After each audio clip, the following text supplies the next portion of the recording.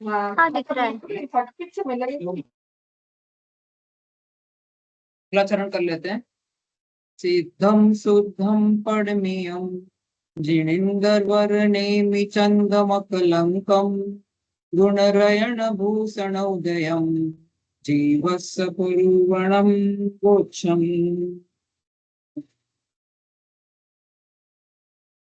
गुणस्थान चालू किया था। यहाँ जो मैंने डेफिनेशन दिखाया है गुणस्थान का, शास्त्रों में अगर आप देखोगे तो थोड़ा अलग डेफिनेशन दिखेगा। तो वो मैंने अभी तक दिया नहीं था क्योंकि वो समझना आसान नहीं था। तो I will just dictate, if you are writing down you can write it down, क्योंकि मोस्ट ऑफ द आगम में ना ये डेफिनेशन दिया हुआ है गुणस्थान का। तो इट इज ओके। इसके दूसरे दो नाम भी है गुणस्थान के। कहीं कहीं आपको शास्त्रों में इसका नाम ओघ ओघ या संक्षेप ऐसा भी मिलेगा। Okay, so you can write down. वो This is especially in जब गोमट सार जीव कांड में दिया हुआ है जिसमें 20 प्ररूपणा बताते हैं ना, उसमें गुणस्थान और मार्गणा स्थान के बारे में जब दो नाम अलग अलग आते हैं तो इन दोनों का कंपैरिजन आता है। गुणस्थान का नाम संक्षेप मतलब शॉर्ट में, और मार्गणा स्थान को इसके अगेंस्ट बोलते हैं विस्तार। और गुणस्थान को बोलते हैं ओघ और मार्गणा स्थान को बोलते हैं आदेश। तो मार्गणा स्थान also is a way of defining, मतलब जीव के अलग अलग जगह स्थान बताने के लिए है, किस किस टाइप के, बेसिकली क्लासिफिकेशन के जैसा ही है वो मार्गणा स्थान भी। उसमें ऑन द बेसिस ऑफ गति, काय, इंद्रिय, वेद, योग, कषाय एटसेट्रा, ऐसे 14 टाइप से अलग अलग जीवों को कैटेगराइज किया गया है। तो वो एक अलग टॉपिक ही है पूरा जीव कांड का। यही जो गुणस्थान भी है ना, 20 प्ररूपणाएं जो जीव कांड में डिस्क्राइब की है, उसमें से एक प्ररूपणा ये जो है वो गुणस्थान है। बाकी की और 19 है, अलग अलग अपेक्षाओं से जीवों को डिस्क्राइब किया है ना, उसमें से गुणस्थान एक अपेक्षा है 20 में से, समझा। 14 तो मार्गणा स्थान में आते हैं। प्ररूपणा मतलब डिस्क्रिप्शन, किसी का डिस्क्राइब करते हैं ना हम, किसी का रूपण बताते हैं वैसा। तो जीवों का प्ररूपण बताते हैं जब, तो 20 वेज से कर्म जीव कांड घुमटसार जीव कांड में बताया गया है। जीवों को ऐसे भी बताया जा सकता है, वैसे भी बताया जा सकता है। तो 14 उसमें से जो है वो डायरेक्टली मार्गणा स्थान में आते हैं, मतलब गति के अपेक्षा, काय की अपेक्षा, गई इंद्री काय, इंद्रिय की अपेक्षा, एक इंद्रिय से 5 इंद्रिय, ऐसे वेद, योग, कषाय, फिर ज्ञान, संयम, दर्शन, ऐसे 14, पूरे 14 है उसमें। आहार, वेश्या, फिर संज्ञा, और भी है एक दो। उसका पूरा श्लोक ही है, वो लर्न कर लोगे तो आपको याद आ जाएगा। इसके अलावा भी प्राण है। ये 14 हो गए। गुणस्थान एक समझो 15 हो गया। फिर एक प्राण है, पर्याप्ति है, फिर उपयोग है, और संज्ञा है। ये टोटल 20 हो जाते हैं। तो गुणस्थान is a part of that big ग्रंथ, is what I want to tell you, कि इसमें से हमने वहां से एक एस्पेक्ट जो इम्पोर्टेंट है और थोड़ा सा डिफिकल्ट है अंडरस्टैंडिंग के हिसाब से। बाकी सब एस्पेक्ट तो जैसा है वैसा लिखा है, 4 गति होती है, ये गति में वो होता है, दोज आर फैक्ट्स। बट इसमें आपको थोड़ा अंडरस्टैंडिंग लगता है तो somebody needs to explain, और टर्मिनोलॉजी से अभी अपन इतना वेल वर्स्ड नहीं है, इसके लिए थोड़ा डिफिकल्टी होती है। Once once you become well versed you can read all these things on your own, और समझ में आ जाता है उसे, ठीक है। तो जो मैं डेफिनेशन बता रही थी जो ग्रंथों में मिलता है वो है, मोह और योग के निमित्त से जीव के, क्या गो स्लो, मोह और योग के निमित्त से जीव के श्रद्धा और चारित्र गुण में होने वाली तारतम्यता को गुणस्थान कहते हैं। भी समझा, मैंने पहले नहीं बताया था, क्योंकि अभी आप ये डेफिनेशन पढ़ोगे तो आपको समझ में आ जाएगा। क्योंकि हमने देखा मोह मतलब मोहनीय कर्म, और योग मतलब एंड में जो संयोग कवली है, अयोग कवली 2, 13, 14 नंबर गुणस्थान, ये है। ये किसके निमित्त से हुआ? और ये इन दोनों के निमित्त से, मोहनीय कर्म और योग के निमित्त से है जीव के श्रद्धा और चारित्र गुण में। क्योंकि मोहनीय कर्म, दर्शन मोहनीय, चारित्र मोहनीय जो है हमारे गुण के ऊपर अटैक करते हैं ना, मतलब अटैक करते हैं मतलब उनके निमित्त से हम ये हो जाते हैं, मिथ्या दर्शन या मिथ्या चारित्र में पड़ जाते हैं। उनके निमित्त से जो हमारे भावों में तारतम्यता, उतार चढ़ाव होता है, उसको गुणस्थान कहते हैं। I kept it for the end because I had my self understood in the end. बाद में मुझे समझ में आया था डेफिनेशन, इसके लिए मैंने एंड में रखा था। पहले डेफिनेशन समझेंगे तो कुछ समझ में नहीं आता है। समझ में आ गया ना? ओके। अभी what one more thing I wanted to tell is कि you if you all remember, I don't know, हम जब सात सात तत्व पढ़ रहे थे उसमें से एक आश्रव तत्व था। आश्रव तत्व में मैंने बताया था कि इसके जो रीजंस है वो जब हम गुणस्थान पढ़ेंगे तब ज्यादा समझ में आएंगे। उसमें जो रीजंस दिए थे, मिथ्यात्व, remember, I don't know, that time we were trying to learn. 5 reason, कहीं कहीं 4 बताते, कहीं 5 बताते। तो मैंने कहा था जब हम गुणस्थान करेंगे तो तुमको लर्न करने की जरूरत नहीं होगी, अपने आप ही मालूम पड़ जाएगा। तो I will just show you how those गुणस्थान are there, how the reasons are there. तो ये देखो, ये फर्स्ट रीजन जो है नंबर 1 से नंबर 4 तक, नंबर 3 तक, इसमें मिथ्यात्व है, मतलब दे कम अंडर मिथ्यात्व। ओके, तो मिथ्यात्व पहला रीजन है। फिर ये फोर्थ में अविरत, यानी अविरति, यानी कि व्रत संयम नहीं है, तो दूसरा रीजन वहां पर दिया था अविरत। फिर तीसरा रीजन, कहीं कहीं पे यह प्रमत्त को वो लोग कषाय के अंदर ले लेते हैं, लेकिन कहीं कहीं के प्रमाद जो है वो अलग रीजन दिया गया है। उसके बाद में यहाँ तक सब कषाय रहती ही है, सूक्ष्म संप्राय तक, तो कषाय is the fourth reason. Okay, फिर यहाँ पर योग है। तो ये 5 रीजन अभी आपको लर्न करने की जरूरत नहीं है। फिर मतलब मिथ्यात्व, अविरति, प्रमाद, कषाय और योग, वो अपने आप ही आपको समझ में आ जाएगा। कहीं कहीं पे प्रमाद और कषाय को कषाय के अंडर ही लेते हैं, तो वो 4 रीजन भी बताते हैं। फिर कहीं आप पढ़ोगे तो यही 5 के और सब डिविजन करके 57 रीजन भी बताते हैं, आश्रव के 57 रीजन। स्पेशली आप प्रतिक्रमण वगैरह करते हो तो वहां 5 मिथ्यात्व, 12 अव्रत, 15 योग, 25 कषाय, ऐसे बताते हैं। तो वहां पर कषाय और प्रमाद एक साथ ले लिया है, तो ये 57 रीजन हो जाते हैं। 57 भी बताते हैं इस अपेक्षा से, मतलब इनके जो सब टाइप्स है उसको एक्सपैंड कर दिया उन्होंने। हम 5 मिथ्यात्व हमने पहले देखे हुए हैं ना, संशय और अज्ञान, फिर विपरीत और एकांत और एक विनय, 5 है ये 5 मिथ्यात्व। Remember we had when we were saying मिथ्यात्व के भेद देखे थे, तभी ये अपेक्षा से भी देखे थे हमने। याद आ रहा है? संशय, विनय, नहीं आ रहा है याद? मिथ्यात्व के स्लाइड्स में देख लो, है उसमें। एक हमने एक अपेक्षा से गृहित और अगृहित करके डिवाइड किया था, और एक अपेक्षा से हाँ 5 एकांत, फिर ये विनय। देखो, 2 तो वैसे है, मैं ऐसे याद रखती हूँ, एक संचय है, एक अज्ञान है, एक एकांत है, एक विनय है और एक विपरीत, ऐसा 5 रीजन देखे थे हमने। ठीक है, तो ये 5 मिथ्या। तो 12 अव्रत में 6 अव्रत इज रिलेटेड टू इंद्रिय संयम, मतलब हमारे 5 इंद्रिय और मन का असंयम होता है, तो वो 6 अव्रत हो जाते हैं। और छठ काय का जो जीव है उनकी विराधना करना, ये दूसरे 6 अविरत हो जाते हैं, तो ये 12 अविरत। ठीक है, फिर 15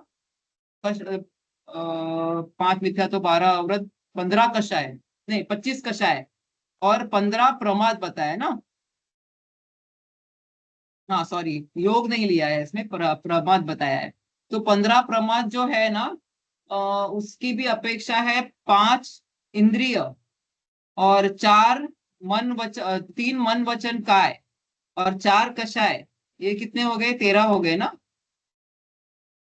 5 इंद्रिय, 3 मन वचन काय और 4 कषाय, और एक स्नेह और एक निद्रा, ये 15 प्रमाद बोलते हैं। ठीक है, और 25 कषाय, निंद्रा, निंद्रा स्लीप, और स्नेह, प्रणय।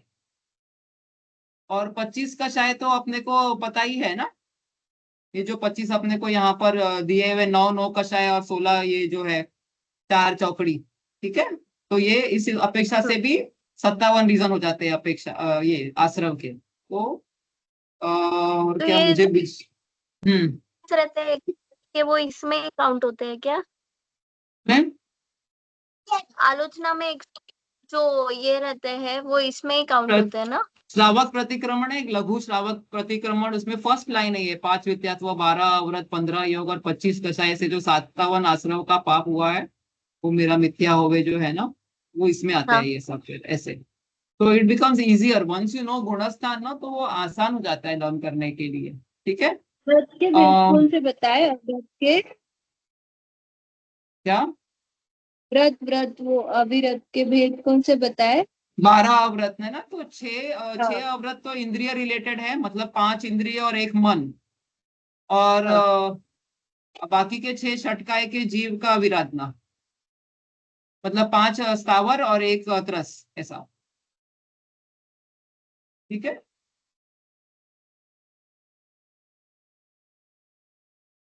फिर वी हैड डन, ये तुझे अपना इतना तक हो गया था, ये जस्ट एक समरीज की तरह स्लाइड है। तो इसमें जो रूप बताया है, बेसिकली मिथ्यात्व का बेसिक हाईलाइटिंग पॉइंट है अतत्व श्रद्धान। ओके। फिर सासाधान गुणस्थान जो है सेकंड गुणस्थान, जो सिर्फ गिरते वक्त आता है अनंतानुमति कषाय के उदय से, उसका है सम्यक की विराधना हो जाती है इसमें। ठीक है। इसके लिए इसका नाम सासाधान है, क्योंकि इसमें सम्यक का की विराधना हो जाती है बिकॉज ऑफ अनंतानुबंधी कषाय के उदय से। फिर ये सम्यक और सम्यक मिथ्यात्व प्रकृति के उदय से जो गुणस्थान आता है, इसमें जीव को सम्यक्त्व भी रहता है और मिथ्यात्व भी रहता है, मतलब वो कंफ्यूज रहता है उसमें कि उसमें सम्यक भी रहता है थोड़ा और मिथ्यात्व भी रहता है। ओके। फिर अविरत गुणस्थान में सम्यक्त्व तो है पर कोई भी संयम नहीं है, मतलब एक भी इंद्रिय, कोई भी एक भी व्रत वगैरह नहीं रहता है। फिफ्थ में जो देश विरत है या संयमा संयम नाम है, उसका विरता विरत भी कहीं कहीं नाम मिलेगा। उसमें एक देश संयम रहता है, जैसे एल्लक जी, शुल्लक जी, आरिका माता, प्रतिमाधारी वगैरह, उनका उनका एक गुणस्थान रहेगा। सम्यक तो रहेगा ही, इसके साथ में एक देश संयम रहेगा। ठीक है। फिर प्रमत्त विरत गुणस्थान, इसके आगे छठे गुणस्थान के आगे सब गुणस्थान सिर्फ मुनि राजों के होंगे। ओके। छठे गुणस्थान में दीक्षा हो जाती है। अंतरंग में सम्यक के साथ में ऐसे भाव आते हैं तो बहिरंग में 28 मूल गुण अपने आप पालन में आने लग जाते हैं। और ये जो है ये भी गुणस्थान सातवें गुणस्थान से गिरते वक्त ही आता है। ओके। इसमें मुनिराज रहते हैं, लेकिन इसमें प्रमाद रहता है, क्योंकि इसमें संजलन कषाय और नौ कषाय का तीव्र उदय रहता है। सातवां गुणस्थान है अप्रमत्त विरत। इसमें जो मुनिराज है वो थोड़े ध्यानस्थ हो जाते हैं, और इसमें जो संजलन और नौकषाय है उसका मंद उदय रहता है। ठीक है। इसमें प्रमाद नहीं है, मतलब वो अपने आत्मा में चले जाते हैं। इसके दो भेद देखे थे हमने, स्वस्थान और सातिशय। सातिशय जब सातिशय वाले भाग में जाते हैं तो वो श्रेणी चढ़ना प्रारंभ करते हैं, तो 8वें गुणस्थान में जाते हैं। दो टाइप की श्रेणी चढ़ते हैं 8वें गुणस्थान से, या तो वो उपशामक श्रेणी चढ़ेंगे या शपक श्रेणी चढ़ेंगे। इसमें जीव के अपूर्व अपूर्व परिणाम होते हैं, मतलब एक जीव का एक समय में तो सेम भी हो सकता है परिणाम और डिफरेंट भी हो सकता है, लेकिन एक समय के बाद जो दूसरे समय का जीव है वो उसको मैच नहीं कर सकता है, क्योंकि उसके परिणाम इतने अच्छे ज्यादा विशुद्ध हो जाते हैं। इसके लिए उसको अपूर्व अपूर्व गुणस्थान कहते हैं। फिर दूसरी 9वां जो है अनिवृत्त गुणस्थान है। इसमें परिणामों में प्रत्येक समय में सेम समय में जो भी जीव होंगे, कोई भी काल की अपेक्षा उनके परिणाम की विशुद्धि सेम रहेगी। एक समय की सेम, सेकंड समय में जाएंगे तो भी सेम, तो ये सेम सेम लेवल वाले रहेंगे। ठीक है। 10वें गुणस्थान में यहाँ पर सिर्फ सूक्ष्म लोभ यानी संजलन लोभ कषाय का उदय रहता है, बाकी सब नो कषाय और संजलन कषाय सब या तो उपशम श्रेणी वालों की उपशम में गई है और शपक श्रेणी वालों की क्षय हो गई है। ठीक है। यहाँ से 10वें गुणस्थान से जो उपशाम श्रेणी वाले जीव है वो 11वें गुणस्थान में जाएंगे। उनका नाम है उस गुणस्थान का नाम है उपशांत मोह। यहाँ पर एकदम विशुद्धि बहुत ही अच्छी रहती है, क्योंकि यहाँ पर कोई भी मोहनीय कर्म का बिल्कुल कोई भी उदय नहीं रहता है, सब मोह उपशांत हो गया है। लेकिन ऐसा है कि वो सेटल हुआ है, नीचे गायब नहीं हुआ है। और जो जीव शपथ श्रेणी चढ़ रहे हैं वो 10वें से डायरेक्ट 12वें में जाएंगे, वो क्षीण मोह है, यहाँ पर सारे मोह का नाश हो गया है मोहनी कर्म का। ठीक है। इसके बाद में जैसे दास होने के बाद में, क्योंकि अभी यहाँ पूर्ण वितरागता हो गई है, तो नेक्स्ट गुणस्थान उनका सहयोग केवली, उनको केवल ज्ञान हो जाएगा, और अनंत वीर्य, अनंत दर्शन, चारों अनंत चतुष्टय प्रकट हो गए हैं यहाँ पर। लेकिन वो देह सहित है, यानी कि मन वचन काया भी है उनके, इसके लिए उनके योग सहित केवल ज्ञानी कहते हैं। और लास्ट गुणस्थान जो है वो अयोग केवली है। यहाँ पर उनका योग का निरोध करते हैं, वो मतलब जो भी समोशरण वगैरह है उसका त्याग कर देते हैं, और अपने श्वासोश्वास वगैरह सब रुक जाता है उनका। अगर उनका मिसमैच है आयु कर्म में और बाकी के 3 कर्मों में, घातिया कर्म भी अभी खत्म होने वाले होते हैं उनके, लेकिन कभी कभी क्या होता है कि आयु कर्म कम बचा होता है और बाकी के जो 3 घातिया गोत्र वगैरह नामकरण और ये वेदनीय कर्म है वो थोड़े ज्यादा बाकी रहते हैं। तो उसको मैच करने के लिए केवली समुद्घाट करते हैं, मतलब उनके आत्मा के प्रदेश पूरे 3 लोक में फैल जाते हैं और वो सब जो घाती कर्म है वो एक बराबर हो जाते हैं, मतलब लेवल में आ जाते हैं कि आयु कर्म खत्म होगा तो बाकी के 3 भी खत्म हो जाएंगे। और फिर बाद में वो अपने शरीर का त्याग मतलब हो जाता है उनका, और वो हमने वो 4 अक्षर देखे थे अ, उ, रु, लु, उतने बोलने तक सिद्ध शिला में सिद्ध गुण मतलब सिद्ध बन जाते हैं। लास्ट उसका कोई गुणस्थान नहीं है उसके बाद में, ठीक है। अभी हमने संक्षेप में सब शॉर्ट में पूरा 14 गुणस्थानों का एक बार वापस रिवाइज कर लिया है। क्वेश्चन था कि अभी जैसे 7वें गुणस्थान में कोई मुनिराज है, छठे 7वें गुणस्थान में, तो वो पहले इसमें उतर नहीं सकते है ना? छठे 7वें से फर्स्ट में नहीं ठीक है, आएंगे अभी ना? ये वाला जो उतर तो सकते हैं सब। अभी हम लोग ये कंक्लूडिंग सेशन ले रहे हैं ना, इसका जो लास्ट 2 स्लाइड्स है वो गमन आगमन ही है, कौन से गुणस्थान में कहाँ जा सकते हैं और कौन से गुणस्थान से कहाँ नहीं जा सकते हैं। सो वो हम पढ़ने वाले हैं क्योंकि that part is left still. Okay. और एक, हाँ, 1 मिनट इसी को ही मतलब ये समझने के लिए, जो 8 को आपने बोला कि वो अलग अलग टाइम, मतलब सबका सेम नहीं रहता है, सबका अलग अलग रहता है, बट जैसे 8 to 12 आपने बोला था कि अंतर मुहूर्त में ही जाता है, सब तो अंतर मुहूर्त में देखो, अंतर मुहूर्त के असंख्यात भेद है, अंतर मुहूर्त के असंख्यात भेद है। तो ये पूरा 8 to 12 अंतर मुहूर्त होता है, लेकिन ये अगर 48 मिनट्स है तो कोई गुणस्थान 2 समय का, कोई गुणस्थान 10 समय का, सब अंतर मुहूर्त ही बोलेंगे उनको, ऐसा। और तो टोटल कंप्लीशन भी अंतर मुहूर्त में हो जाएगा। तो फिर मतलब क्या ही डिफरेंस है? मतलब ऐसे बहुत डीप जाके देखे तो डिफरेंस है, बट ऐसे ऊपर ऊपर देखे तो डिफरेंस है ही नहीं ना लेकिन हम ऐसे। तो डीप ही जा रहे हैं ना, इसके लिए तो बता रही हूँ मैं इतना। We are studying that no, कि देखो 48 ऐसा बोलने के लिए हम बोलेंगे कि कोई भी जीव शुद्ध एकदम शुद्ध भाव में 48 मिनट तक अगर अपना ध्यान रख सकता है तो उसके केवल ज्ञान और मोक्ष हो जाता है, मतलब केवल ज्ञान हो जाता है, जैसे कि भरत चक्रवर्ती को हुआ था। ओके। लेकिन अभी वो 48 मिनट के अंदर वो श्रेणी चढ़ रहे हैं, मतलब वो मुनि अवस्था में होंगे तो हम और तुम करेंगे तो नहीं होगा, क्योंकि हम एक तो मुनि ले भी नहीं सकते ना मुनि दीक्षा, हम स्त्री पर्याय में ना, तो हमारी वो मुनि अवस्था बनने की, छठे गुणस्थान में जाने की कैपेसिटी नहीं है हमें। और अभी भी वर्तमान में पंचम काल में तो नहीं होता है, लेकिन जो मुनि अवस्था में होंगे अगर वो ध्यान करे तो वो 48 मिनट्स में अपने आत्मा का ध्यान करेंगे तो वो जा सकते हैं। अभी जब ध्यान की अपेक्षा से उनको समझाओगे तो देर आर वेरियस शुक्ल ध्यान के कुछ 3-4 पार्ट्स है। प्रथम शुक्ल ध्यान, द्वितीय शुक्ल ध्यान, उसका बहुत एक्सप्लेनेशन भी दिया हुआ है, क्या किस चीज में किस चीज पे वो लोग ध्यान करते हैं करके मुनिराज। लेकिन ये गुणस्थान कैसे हम कर्मों की अपेक्षा से देख रहे हैं, तो कर्मों की अपेक्षा से क्या हो रहा है वो बताया कि ये कर्म यहाँ हो रहे हैं, वो कर्म वहां हो रहे हैं। और अगर उसको हम टाइम की अपेक्षा से देखेंगे तो फिर ये टोटल टाइम 48 मिनट्स हो रहा था, ये जो 8वें गुणस्थान में काम हुआ वो इतने सेकंड में हुआ, वो उतने सेकंड में हुआ। तो जो एक काम चल रहा है उनका, उनको हम अलग अलग अपेक्षा से बता रहे हैं, लेकिन वो सब एक समय पे रहा है। मुनिराज तो सिर्फ ध्यान में बैठे हैं, वो अपने आत्मा का ध्यान कर रहे हैं, कर्मों का काम अलग चल रहा है, टाइम की अपेक्षा से हम अलग बता रहे हैं।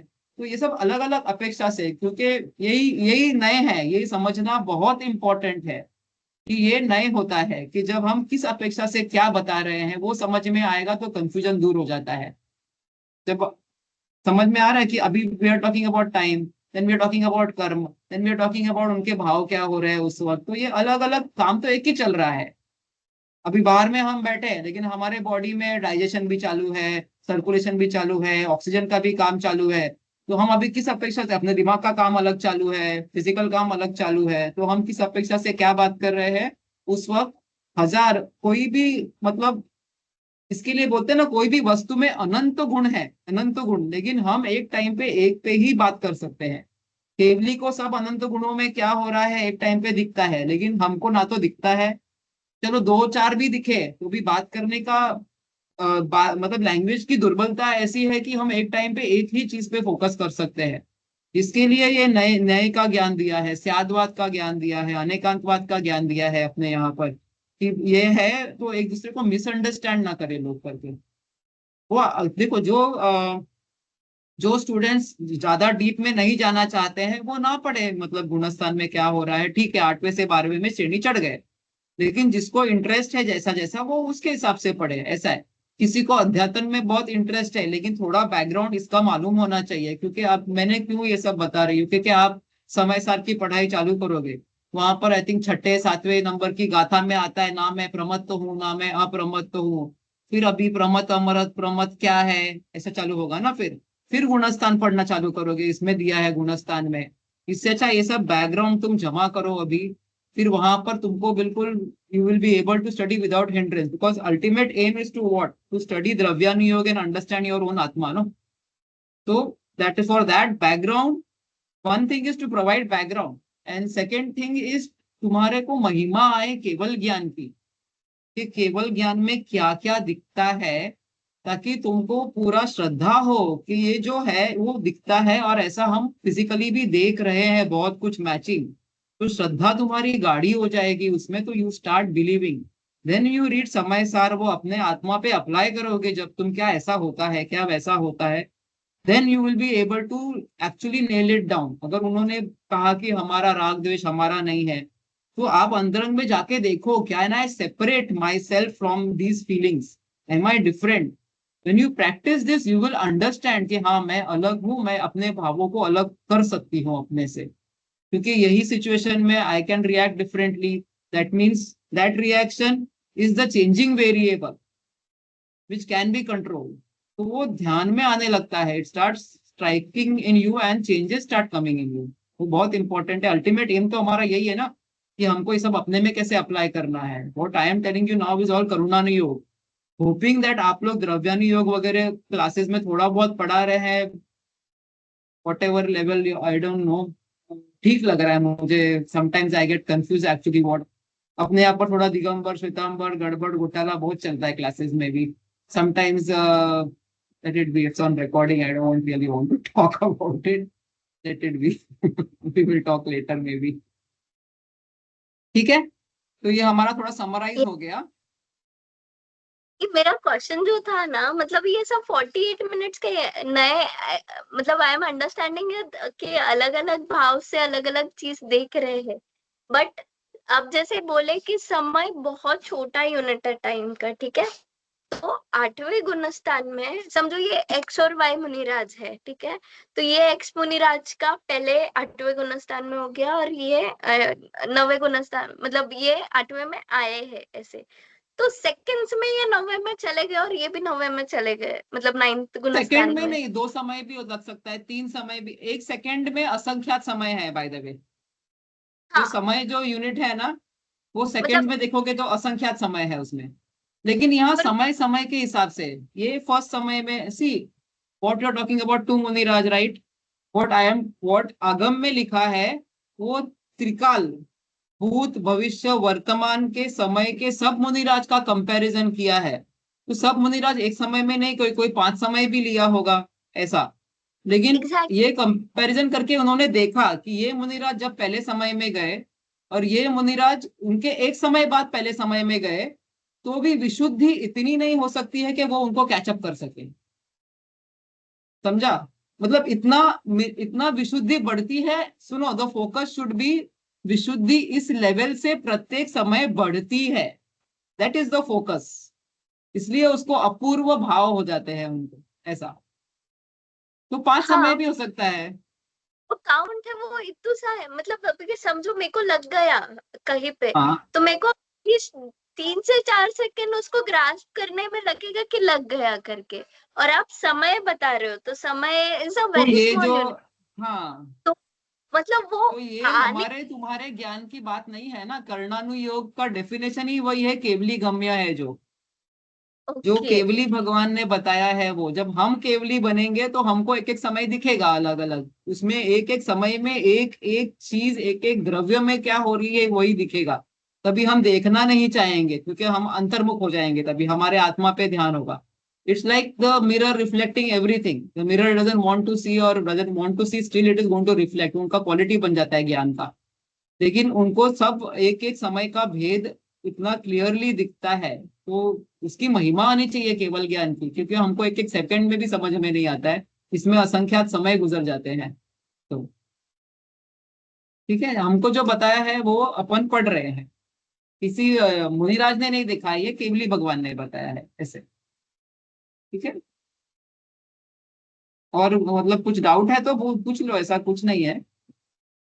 नहीं समझ गया, मेरे को वही था कि अपने को 2-3 सेकंड एक चीज पे लग जाते हैं, तो ये इतने समय के बाद क्यों, मतलब तो कैसे इसके लिए जानेंगे? तो 12वें गुणस्थान तक छदमस्त बोलते हैं ना, अल्पज्ञानी। नहीं, हमको ज्ञान नहीं है ना, हम कम ज्ञान वाले हैं, लेकिन इतना ज्ञान है कि हम केवल ज्ञानी बन सकते हैं फ्यूचर में।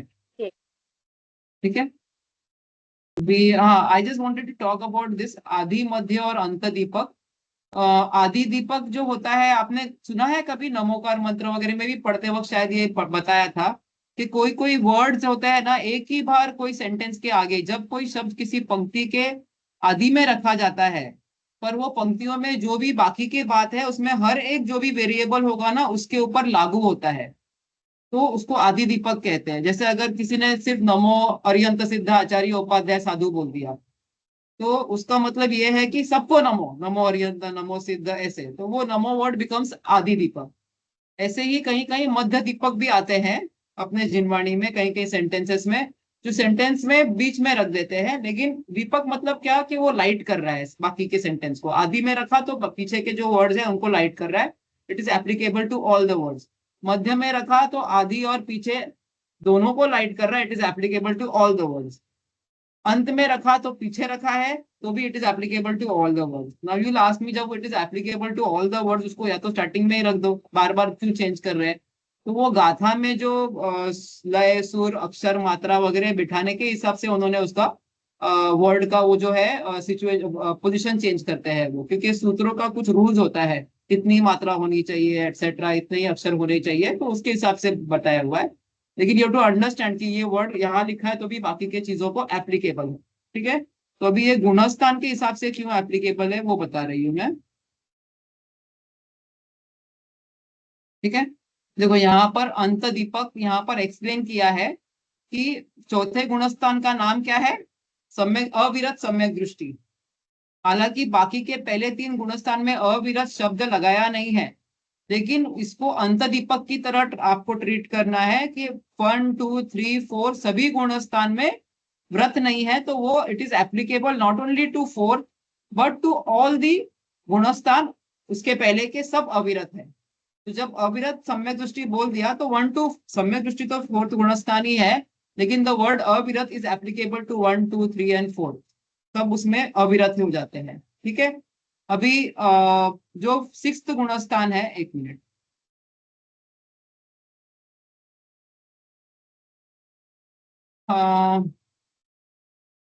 यहाँ पर आदि दीपक, ओके, यहाँ पर जब सम्यक्त सेम 4th गुणस्थान में सम्यक्त वर्ड यूज किया है, इसका मतलब ये नहीं है कि सिर्फ 4th गुणस्थान वाले सम्यक्त है, इसका मतलब यहाँ सम्यक्त प्रकट हुआ है और वो एंड तक इवन सिद्ध अवस्था में सम्यक्तव रहेगा ही, तो वो क्या बन जाता है, वो सम्यक्त वर्ड आदि दीपक हो जाता है आगे गुणस्थानों के लिए।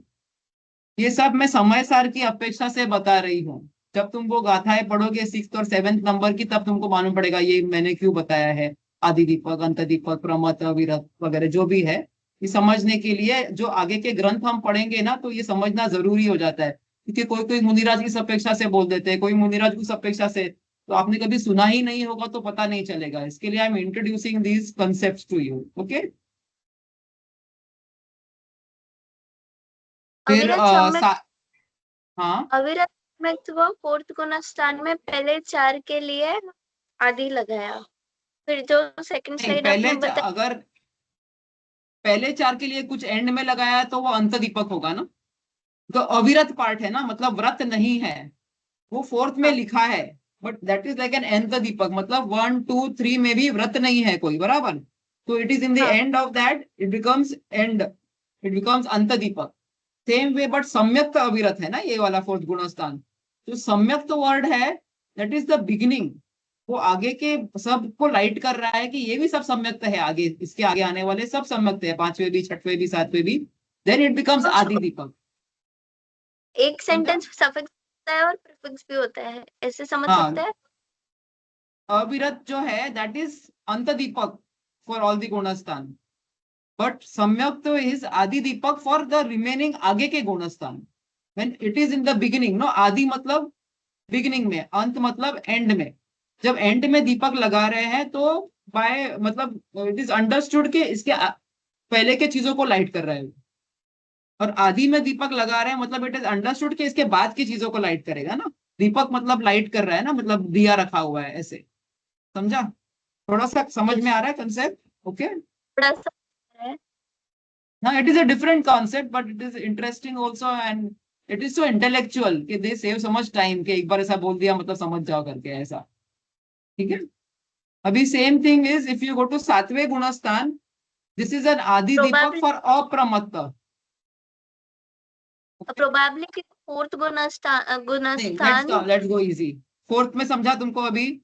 सम्यक्त्व पार्ट इज आदि दीपक for all the remaining, and अविरत अब पार्ट इज अंत दीपक अविरत फॉर फर्स्ट थ्री। की पहले चार सम्यक्त्व नहीं है, अविरत तक कन्विंस्ड हो गया।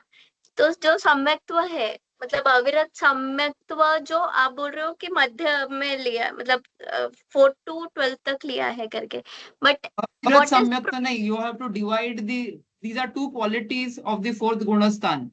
कि सम्यक्त तो वो है, वो जीव को जिसको है, लेकिन उनको व्रत नहीं है, व्रत हाँ संयम नहीं है। ये फोर्थ गुणस्थान का दो क्वालिटीज है, बराबर। तो जो यस सम्यक्त तो पार्ट है वो एक बार आने के बाद वो पांचवें छठवें सातवें गुणस्थान में रहेगा कि नहीं रहेगा। लेकिन बाकी सब गुणस्थान का नाम में हमने बोला क्या कि ये सम्यक्त पंचम गुणस्थान है, सम्यक्त देश विरत है, सम्यक्त प्रमथ है, सम्यक्त अप्रमथ है। No, that will be done only once. हमने बोल दिया फोर्थ में सम्यक्त आ गया, ये आदि दीपक है, बाकी सबको सम्यक्त है बाय डिफॉल्ट। ओके। अभी समझ। अविरत के लिए फोर्थ में उन्होंने बोला, तो वो बार बार नहीं बोलेंगे मिथ्यात्व में अविरत है, सासादान में अविरत है, सम्यक मिथ्यात्व में अविरत है। इट इज अंडरस्टूड ये अंत दीपक है, हमने यहाँ अंत दीपक लगाया है। आप समझ जाओ कि इसके पहले के जो है वो शॉर्ट में, मुनिराज अभी इतना टाइम वेस्ट नहीं करते थे, वो लिखते भी थे पत्तों के ऊपर, इतना टाइम नहीं था ना, इतने उनके पास रिसोर्सेज थे अपने जैसे। ठीक है। तो ये very intellectual, if you read and you are so, मतलब so amazing it is all these things. या अभी लेट अस कम टू छठवां गुणस्थान बिफोर सातवां। छठवां गुणस्थान का नाम क्या है? प्रमत्त विरत, बराबर। दो चीजें इसमें, प्रमत्त और विरत, दो चीजें हो गई। जो प्रमाद पार्ट है दैट विल बिकम अंत दीपक और आदि दीपक, यू टेल मी नाउ। प्रमाद प्रमाद मीन्स अंत दीपक, प्रमाद इज अंत दीपक बिकॉज आगे के सब गुणस्थान में प्रमाद है ना, बराबर। तो इट बिकम्स अंत दीपक। फर्स्ट में प्रमाद है, सेकंड में प्रमाद है, हम सब प्रमादी है ही है। जब तक हम अपनी आत्मा में नहीं जा रहे तब तक हमको प्रमाद है। तो इट इज अंत दीपक, that means it is showing 1 to 6 are all प्रमादी। Once only I will tell, I will not tell this big big names कि विरत भी है, प्रमाद भी है। तो दैट्स इट, अंडरस्टूड। ओके। अभी इसके बाद में विरत, विरत विरत भी है। ये छठे गुणस्थान की दो क्वालिटीज है, एक तो प्रमाद है उनमें, लेकिन व्रत संयम है उनको, सकल संयम है। नाउ दिस सकल संयम व्रत इज अंत दीपक और आदि दीपक। व्रत आदि दीपक। वेरी गुड, वन व्रत इज आदि दीपक। अब उन्होंने बोल दिया व्रति है, छठवें गुणस्थान के आगे सब व्रति है, तो हमने ये दीपक लगा दिया। सबके लिए नहीं बोलते फिरेंगे हम कि ये भी व्रत है, ये भी व्रत है, ये भी व्रत है, ऐसा। तो अंडरस्टूड। ओके। तो दिस इज द कंसेप्ट। और अभी सातवें गुणस्थान में if you go, the word is अप्रमत्त। ठीक है। उनका क्वालिटी क्या है? उनमें व्रत तो है ही, लेकिन उनका स्ट्राइकिंग पॉइंट अभी वो प्रमाद में नहीं है, अप्रमादी हो गए, अप्रमत्त। सो दैट विल बी आदि दीपक और अंत दीपक। इसके आगे आदि के सब दीपक। गुणस्थान, हाँ वेरी गुड, आदि दीपक है। इसके आगे के कोई भी गुणस्थान में प्रमाद नहीं है, सब अपने अंतरात्मा में श्रेणी में नहीं चढ़ेंगे अब तो। ठीक है। आ गया ख्याल में तुमको ये सब कंसेप्ट? समझ गया। ठीक है। ये हमने बता दिया ना कि विरत है, या इसके आगे के ये आदि दीपक है, व्रत भी छठे गुणस्थान का। Okay, now will go to fourth गुण स्थान में अयोग केवली है। ये ये भी आदि दीपक है फॉर सिद्ध, मतलब this is actually as a खाली एक ऐड किया है। अयोग केवली है 14, मतलब ये बताने के लिए कि 14 के आगे सिद्ध भगवान को भी योग नहीं है, तो वो बिकम्स इन अ वे आदि दीपक ऐसा। और जो सहयोग केवली है, सहयोग वर्ड है जो 13 गुण स्थान में, दैट विल बी आदि दीपक और अंत दीपक। वापस रिपीट करना ना। 13 अंत्य गुणस्थान दीपक। सहयोग केवली है, तो वो आदि दीपक है कि अंत दीपक? सहयोग मतलब योग के साथ। अंत्य दीपक। हाँ, अंत दीपक है। वेरी गुड, अंत दीपक, यानी कि फर्स्ट से 13 तक सबको योग है। समझ में आया ये concept? Very important and very nice concept actually. मैंने इसके लिए थोड़ा ये जैसे बाद में रखा, क्योंकि सब गुणस्थान समझ जाएंगे तो ही समझ सकते हैं हम लोग ये सब। बोलो, वांट टू आस्क से ये समथिंग? गुणस्तर बाकी भी चीजों को अप्लाई होता है, ये मतलब ऐसे गुणस्थान कुछ। एक बार पढ़ लिया ना, तो कोई भी ग्रंथ आप लोगे तो कहीं कहीं ऐसे गुणस्थानों के नाम आ जाते हैं। जब वो कहते हैं अरियंत, तो हमको भाव पसंद होना चाहिए। कहीं कहीं वो अज्ञानी कहते हैं, मतलब सम्यक दृष्टि नहीं है, तो वी शुड नो कि फर्स्ट सेकंड थर्ड गुणस्थान की बात हो रही है। Now you are studying A B C D, गुणस्थान पढ़ लिया आपने, अभी वो वर्ड्स में और पैराग्राफ्स में सेंटेंसेस में अप्लाई होगा कहीं कहीं कि मुनिराज है छठे सातवें गुणस्थान में झूल रहे हैं, तो अभी अपन ने उनका पढ़ा उसमें क्या होता है, छठे सातवें गुणस्थान में झूल रहे का क्या मतलब है ऐसा। तो वो सब हमको जानना जरूरी है, that forms the base of bigger ग्रंथ नो। अभी आप श्रावकाचार वगैरह पढ़ोगे, तो वहां पर आपको बताएंगे कि उनके 28 मूल गुण क्या है आचार्य के, ये वो, तो आपको कुछ तो आइडिया है कि वो किस गुणस्थान में है, किस अपेक्षा से इनको क्या देखना है वगैरह। So it is important, although I don't think अपने कोर्स में कवर करने वाले हैं कि नहीं, आई डोंट नो, आगे आगे करते होंगे शायद, बट आई थॉट कि अगर ग्रंथ पढ़ना चालू करना है तो ये सब थोड़े से बेस आने चाहिए। ठीक है, next I think you all should start reading at least रत्नाकरण श्रावकाचार, उसका लेक्चर सुनना चालू कर दो। पढ़ा हुआ है प्रगति आपने? पढ़ा है? पुरुषार्थ सिद्धि उपाय भी पढ़ लिया है? नहीं, वो अपने कोर्स में भी है, बट वो भी बहुत अच्छा है एकदम। बेनाडा जी के लेक्चर है, रतनलाल बेनाडा जी के, चाहिए तो मैं लिंक भेज दूंगी। वो सुनना चालू चालू करो। श्रावकाचार भी अच्छा लिया है उन्होंने, रत्नाकरण श्रावकाचार, शॉर्ट एंड स्वीट में। मतलब एकदम पहले वो जो श्लोक है वो बताते हैं, श्लोक का ब्रेकअप क्या है, उसका मीनिंग संस्कृत में क्या है, मतलब संस्कृत को हिंदी में कन्वर्ट करके, और एग्जैक्टली इधर उधर की एक बात भी नहीं, no time wasting, very particular, बहुत संक्षेप में बताते हैं वो। तो अच्छा तो है वो कोपर शॉर्ट में में। आते थे, शिविर लेने आते थे बेनड़ा जी।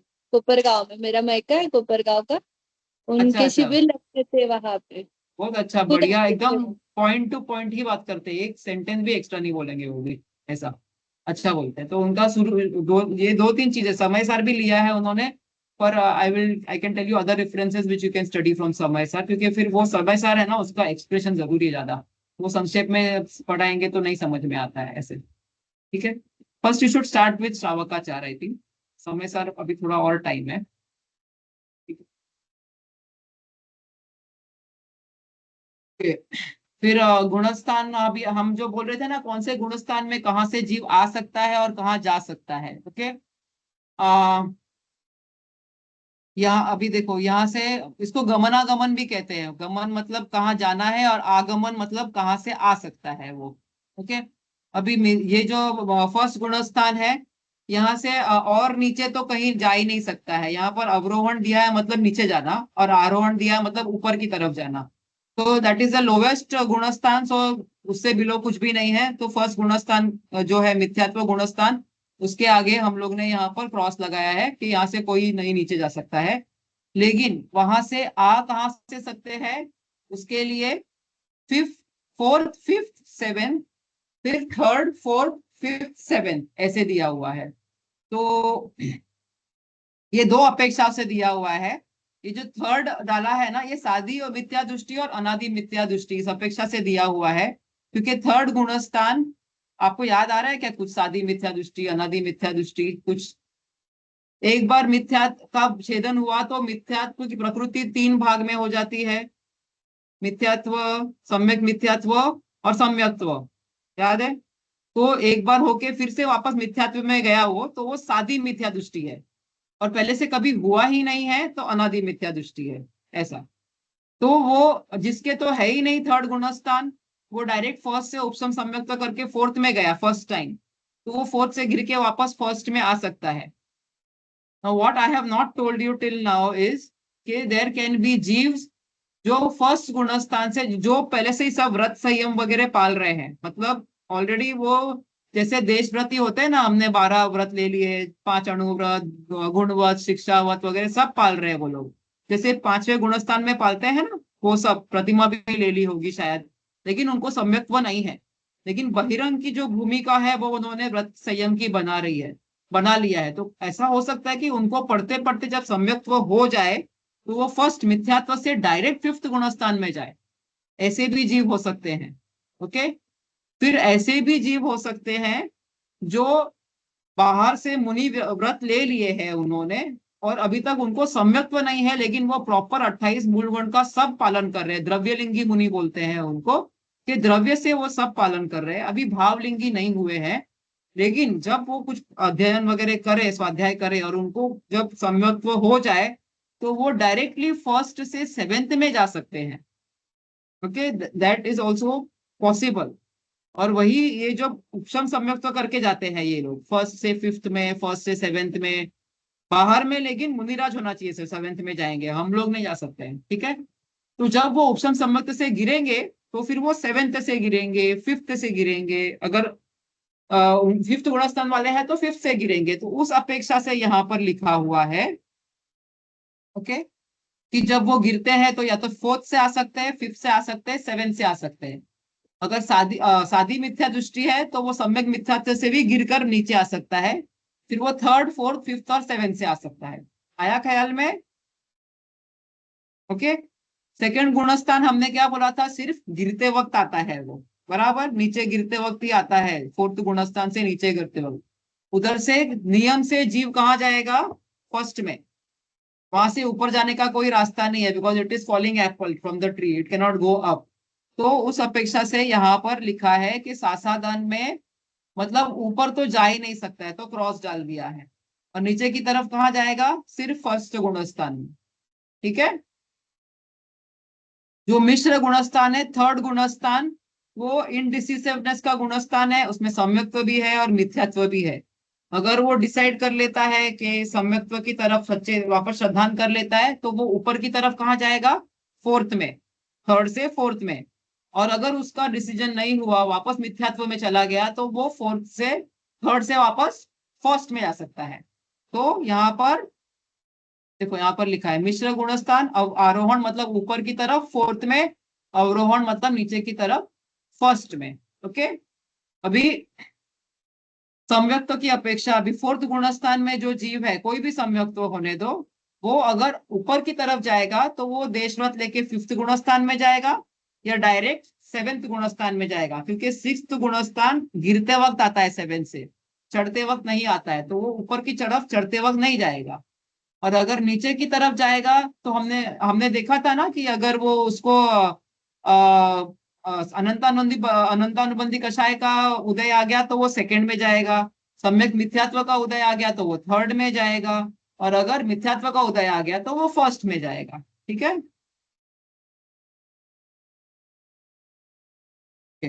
आई don't know why I have written X over here. अच्छा, ये तीनों का लिखा हुआ है, सॉरी, जो उपशम सम्यक्त्व और वाले का भी दिया दिया हुआ है, है।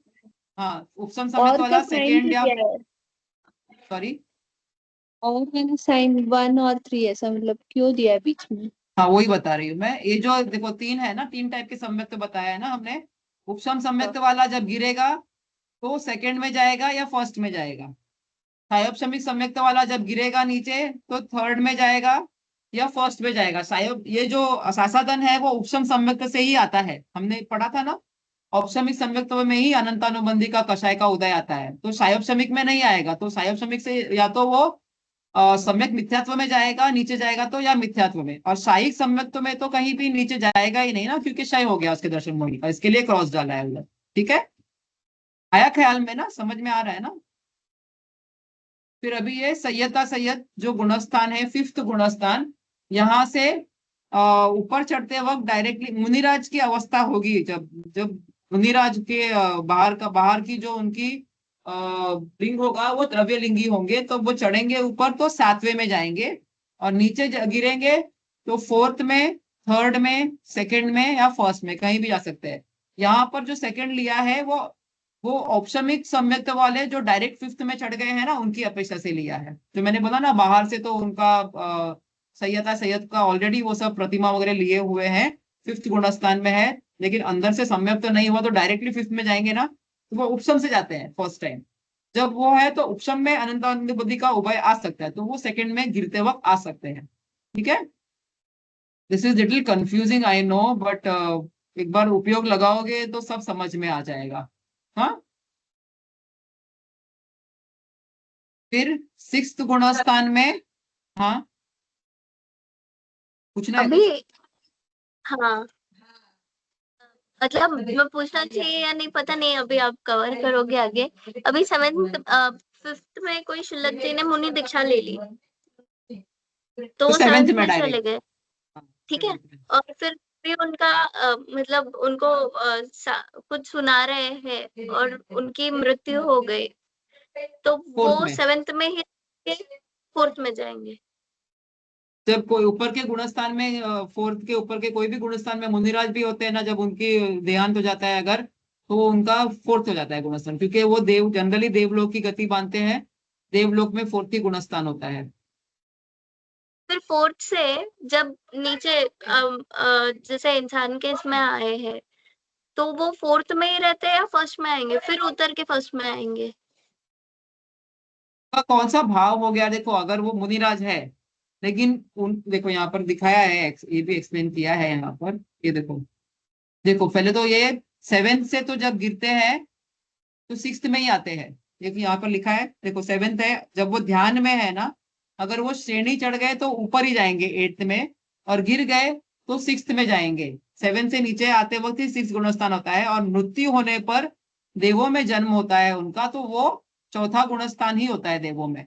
अभी सिक्स्थ गुणस्थान की बात हम करते हैं, जिसमें वो ध्यान में नहीं है, प्रमाद में है, बाकी की शुभ क्रिया कर रहे हैं, तो उसमें जब वो ऊपर चढ़ेंगे, अगर वो सातिशय में जाएंगे तो ऑब्वियसली सेवेंथ में जाएंगे बराबर, और वहां से गिरेंगे तो उनका अगर एक देश संयम हो गया ऐसे भाव, फिफ्थ गुणस्थान, देखो ये अंतरंग में जो गुणस्थान है ना, वो कर्मों के उदय से है, बाहरंग में हमको कुछ दिखेगा नहीं कि उनका फिफ्थ हो गया कि सिक्स्थ हो गया।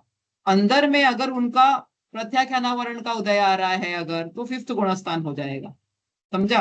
अप्रत्याख्यानावरण का उदय आ रहा है तो फोर्थ हो जाएगा। जो उन्होंने अभी दबा के रखा था, जो अभी उपशम में था या जैसा भी था उसका अवस्था, अनुदय में उसको बोलते हैं, अनुदय में था, अगर उसका उदय आ गया तो उसकी अपेक्षा से बहिरंग में थोड़ी वो कपड़े नहीं पहन लेंगे ऐसे कि अभी मेरा फोर्थ हो गया तो मैं बाहर से भी फोर्थ दिखूंगा, ऐसा नहीं है। ये सब जो गुणस्थान है हम कर्मों की अपेक्षा से भी देख रहे हैं, तो बाहरंग में तो वो ये तारतम्यता समय समय में भी चेंज होती है, कभी कभी ऐसा भी होता है कि एक समय में उनको सम्यक मिथ्यात्व हो गया, दूसरे समय में फिर चढ़ के वो छठवें में पहुंच गए।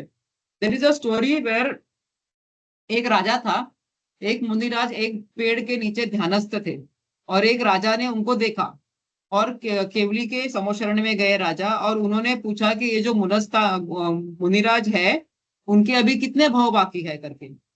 तो केवली ने उनको बोला कि वो जिस झाड़ के नीचे अभी ध्यानस्थ है ना, उस झाड़ के ऊपर जितने भी पत्ते हैं उतने भाव उनके बाकी है अभी।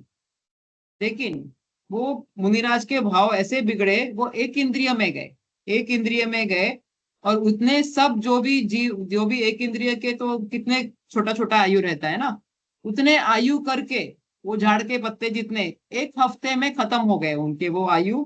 फिर उनका मानव जन्म हुआ, 8 वर्ष की उम्र में उन्होंने दीक्षा ली, और फिर उसके बाद में उनको मोक्ष हो गया ऐसा। तो अभी तुमने जो सवाल पूछा कितने भाव बाकी है, तो केवली ने वही जवाब दिया। तुम अगर पूछते कितने समय में वो मोक्ष जाने वाले होते हैं, तो बोलते थे 9 साल में वगैरह ऐसे, लेकिन वो ऐसा सुनेंगे तो कितने भाव बाकी है, लेकिन वो भाव एक हफ्ते में खत्म हो गए उनके ऐसा। तो ऐसा एक एक सेकंड में उनके भाव चेंज होते हैं। ऐसी भी कहानी है जहां पर केवली को पूछा कि अभी जो मुनिराज खड़े हैं, अगर वो अभी मोक्ष गए, अगर अभी उनके मृत्यु हो गई तो उनके कौन सी गति बंधेगी, उस वक्त वो मुनिराज जो थे वो अपना राज्य का भार उन्होंने अपने बेटे के पास सौंपा था और दीक्षा ली थी। वो राजा थे पहले, और किसी को उन्होंने सुना था कहते हुए कि ये जो नए राजा है ना, उसके ऊपर, ये स्टोरी सुनी है तुमने, है ना, ये नए राजा पे किसी ने, तो उनको गुस्सा आ गया कि मेरे राज्य पे किसी ने आक्रमण किया है। और उस वक्त उस भाव के हिसाब से वो राजा, किसी ने उनको, केवली भगवान को पूछा तो बोले इस वक्त मृत्यु हुई तो वो नरक में जाएंगे, ऐसे बोला था। और वो मुनिराज के भाव, एक सेकंड में उन्होंने अपने आप को संभाल लिया, जब ऐसे कुछ किया तो उनको समझ में आया मेरे मुकुट नहीं है करके, मैंने क्या सोच रहा हूं करके, मैं मुनि हूँ। उसका प्रायश्चित किया उन्होंने तुरंत। और थोड़ी देर के बाद में वहां पर देव आने लगे, तो जो वहां पूछ रहे थे शमोशरण ने, उन्होंने पूछा कि ये देव क्यों आ रहे हैं। तो केवल जो केवली थे उन्होंने बोला जो जिनके बारे में आप पूछ रहे थे उनको तो केवल ज्ञान हो गया करके, ऐसे। तो वो कितना समय हुआ उतना, मतलब एक एक समय में आपकी भाव ऊपर नीचे इतने हो सकते हैं, उसके हिसाब से आपके कर्म बन सकते हैं, उसके हिसाब से आपका गुणस्थान चेंज हो सकता है। इसके लिए उसको क्षण क्षण की तारतम्यता बोला है। सातवें में है, कभी पांचवें में आ गए, कभी सात आठवें में, ऐसा भी हो सकता है। आठवें में तो चलेंगे तो श्रेणी चढ़ेंगे, लेकिन तीसरे चौथे पांचवें ऐसा ऊपर नीचे हो सकता है। अपने साथ में भी हो सकता है, मुनियों के साथ में भी हो सकता है। लेकिन ये सब बातें केवली को दिखती है, हमको तो बहिरंग में उनका जो मुनि का अवस्था है वही दिखेगा। तो हम तो उसी उसी के हिसाब से उनको मुनिराज मानते हैं। अंतरंग में हमारी ना कैपेसिटी है, ना we are, nor we have any right to जज, राइट। क्योंकि वो भाव बदलते हैं और एक सेकंड में संभल भी जाते हैं। और हमको ये भी नहीं पता होता है कि कौन सी चीजें होती है जिनसे उनका मुनि पद छूटता है, कौन सी चीजें सिर्फ अतिचार लगाती है जो प्रायश्चित से ठीक हो जाती है। वो उनके मूलाचरण जो है, मूलाचार है, उनमें उनको ही पता होता है वो सब। तो हमको सिर्फ यही देखना, ये 28 मूलगुण पाल रहे तो हमारे लिए कुछ नहीं है। तो हमको कोई दोष नहीं लगता है हमारी श्रद्धा में उससे, चाहे अंतरंग में वो पांचवें गुणस्थान में हो, चाहे एक पहले में हो। हम उनको द्रव के हिसाब से देख रहे हैं ऐसे, ठीक है। आया ख्याल में? ये किया ना हमने, प्रमत्त तो सिक्स्थ गुणस्थान के जो मुनिराज है वो ऊपर चढ़ेंगे तो सातवें में चढ़ेंगे, और नीचे गिरेंगे तो पांचवें, चौथे, तीसरे, दूसरे, पहले, कहीं भी जा सकते हैं, ठीक है। फिर श्रेणी की बात हो रही है यहाँ पर। जो आठवां गुणस्थान है अपूर्वकरण, इसमें ऊपर की तरफ तो नौवीं नाइन्थ में ही जाते हैं। श्रेणी चढ़ने वाले जो शाही शपथ श्रेणी चढ़ते हैं उनकी मृत्यु नहीं होती है। और जो उपशमिक श्रेणी में से नीचे गिरते हैं, अब सेवेंथ में अगर नीचे गिरे, सेवेंथ के भी आठवें के प्रथम समय तक मृत्यु नहीं होती है, दोनों गुणस्थानों में, दोनों में, चाहे उपशमिक भी हो चाहे शपथ भी हो, आठवें के पहले में नहीं होती है। ऐसा कुछ तो नियम पढ़ा है मैंने। लेकिन वो गिर गए और सातवें में आए और सातवें में उनकी मृत्यु हुई तो फिर वो देवलोक में जाते हैं, चौथे गुणस्थान हो जाता है उनका। सेम अनवृत्तिकरण, यहाँ पर ये ध्यान रखना है कि शपथ श्रेणी वाले जीव की यहाँ मृत्यु नहीं हो रही है। ये जो हम बातें कर रहे हैं, नीचे आने की जो बात कर रहे हैं, वो सिर्फ उपशामक श्रेणी वाले की है, ठीक है। ऊपर चढ़ने पे 10वें में जाएंगे, नीचे चढ़ने पे आठवें में। आठवें में मृत्यु हो गई तो देवों में जन्म होगा, चौथा गुणस्थान। Same for 10th। अगर ऊपर जाएंगे, उपशमक श्रेणी वाले हैं तो 11वें में जाएंगे, शपथ श्रेणी वाले 12वें में जाएंगे। नीचे आएंगे तो 9th में, और मृत्यु हो गई अगर तो चौथा गुणस्थान। उपशांत कषाय वाले जीव के तो ऊपर तो कहीं जा नहीं सकते, वो डेड एंड है, उधर से नीचे ही आना पड़ता है, नियम से नीचे गिरते हैं। और नीचे आ गए तो फिर मृत्यु हो गई अगर वहां पे तो उनका चौथा गुणस्थान। और नीचे आए तो 10वें, 10वें से 9वें, 9वें से 8वें, 8वें से 7वें, ऐसे घसरते घसरते वो फर्स्ट में भी जा सकते हैं, मिथ्यात्व में भी जा सकते हैं, ठीक है। और क्षीण कषाय यहाँ से तो नीचे तो जाएगी ही नहीं, क्योंकि यहाँ पर सिर्फ शपथ श्रेणी वाले जीव होते हैं। ये ऊपर ही जाते हैं नियम से, 13वां गुणस्थान। 13वें से ऊपर जाएंगे 14वां, और 14वें से नियम से मोक्ष जाएंगे सिद्ध अवस्था में। ओके, सो दैट कंप्लीट्स अवर गुणस्थान। ये टॉपिक थोड़ा सा जो लास्ट का था ना, गमनागमन का, वो हैवी था, इसके लिए मैंने सातवें अलग इसका गुणस्थान, रखा था थोड़ा। सातवें गुणस्थान से आठवें में बताया नीचे जाते, फिर मृत्यु होने के बाद चौथे में जाते, ऐसा है? पहले फिर आठवें में क्योंकि जाके नियम फिर, से जो श्रेणी वाले मुनिराज होते हैं ना, नियम से देवगति जाते हैं वो लोग। तो हाँ वो है। देवगति में देवगति में चौथा ही गुणस्थान होता है, तो वो चौथा हो जाता है उनका वहां पे। तो वो तो विग्रह गति लिखा में था, चेंज हो जाता है गुणस्थान। अच्छा तो पहले आठ मतलब नौवे से आठवें में जाना ही है उनको, ऐसा फिर अगर लिखा? उपशम श्रेणी, नहीं नहीं, ऊपर की तरफ जाएंगे तो 9वें, नीचे की तरफ जाएंगे तो ऐसा, मतलब दो है ना वो कॉलम्स, नियम से नहीं अच्छा है। तपक श्रेणी वाले तो नियम से ऊपर ही चढ़ेंगे, क्योंकि उन्होंने नीचे का सब क्षय कर दिया, उनके पास नीचे आने के लिए कुछ बचा ही नहीं है ना। लेकिन उपशमक श्रेणी वाले दोनों तरफ जा सकते हैं ना, ऊपर भी आ सकते हैं और नीचे भी आ सकते हैं, ऐसा, क्योंकि उन्होंने सिर्फ उपशम किया हुआ है। तो उपशमक श्रेणी वाले अगर मृत्यु होती है तो वो देवगति में जाते हैं, देवगति में जाएंगे, चौथे वहां गुण चौथा ही गुणस्थान है। ठीक है। अब और वहाँ वहां जाकर सम्यक तो छूट गया, मतलब चौथा है, देवगति में जाने के बाद सम्यक तो छूट गया, तो फिर फर्स्ट में भी जा सकते हैं, थर्ड में भी आ सकते हैं, ऐसा भी हो सकता है। देवगति में फर्स्ट से फोर्थ गुणस्थान होते हैं, लेकिन ये जाके वहां पर पहले फोर्थ में जाएंगे, ऐसा, फिर उसके बाद में जो हो सो हो। है ख्याल में? आपने फिफ्थ गुणस्थान भी मछली का कुछ बताया था, मध्य लोक के कहीं पे।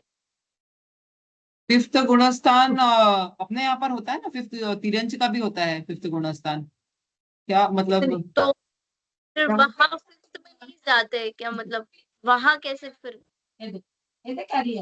मतलब अगर समझो मतलब छठे सातवें आठवें, मतलब आठवें जो भी आपने बोला उसको अपने चतुर्थ गुणस्थान में ही बोला गिरते हुए, तो वो देवगति में ही जाएगा। और चौथे से नीचे वाला है वो नरक तिर्यंच कहीं पे भी जा नहीं नहीं, सकता है। जरूरी नहीं है, वैसा नियम नहीं है, फर्स्ट गुणस्थान वाले भी देवगति में जा सकते हैं, ऐसा कोई नियम नहीं है। फर्स्ट गुणस्थान वाले मिथ्यात्विक ग्रहवेद तक जाते हैं, नौवे ग्रहवेद तक भी जा सकते हैं कोई, लेकिन मुनिराज होंगे अगर वो मुनिराज होते हैं, सरल स्वभावी होते हैं एकदम, पहले गुणस्थान में, मतलब उनकी श्रद्धा सम्यक नहीं रहती है, लेकिन सब पालन करते हैं टोटली, और उनके हिसाब से वो सब बराबर एकदम सरल रहते हैं, उनको लगता है वो सब बराबर ही कर रहे हैं और एकदम प्रॉपर सब नियम पालते हैं, तो वो नाइन्थ नौवे ग्रहवैक तक भी जा सकते हैं देवलोकों में।